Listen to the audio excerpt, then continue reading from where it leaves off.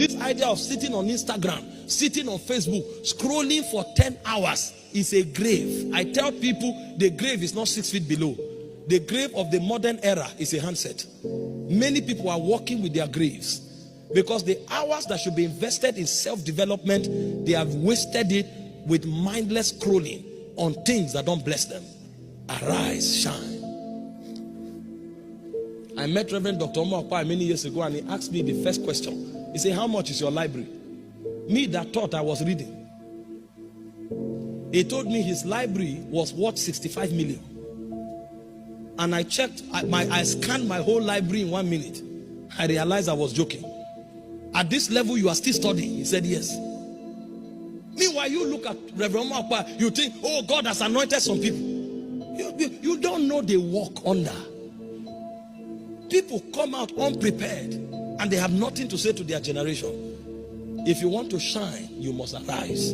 It took responsibility. There were times when we spent money. There were times when we didn't sleep. There were times when we had to study. But we beat our body to make sure we receive these things. A generation must arise. You say you want to be a doctor. How many doctors have you sat down to listen to? What is your commitment to your books? You can't shine. It's not magic. It's not even miracle, as it were. You cannot shine. You say you want to be a leader. You have never sat down to listen to leaders, to hear how they talk, to hear how they solve problems, and you want to become great. You are sitting here. You say, one day I'll be the governor for your state. One day I'll be the governor of the president of Nigeria, unless you go through corruption. If it is based on value, you will never become. Because for you to shine, you must arise. Many years ago, when I realized I had to be a public speaker, I did not just listen to A-list ministers of God. I also listened to presidents of nations. Is your life? Romans 12:11 says, be fervent in spirit, serving the Lord. If you lose service, you lose fervency.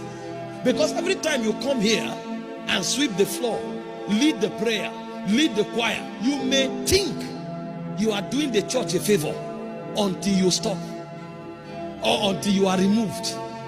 Then you will now be shocked that the burden that comes to your heart when you want to lead worship, that leads you to prayer, that burden will no longer be there because the responsibility is no more.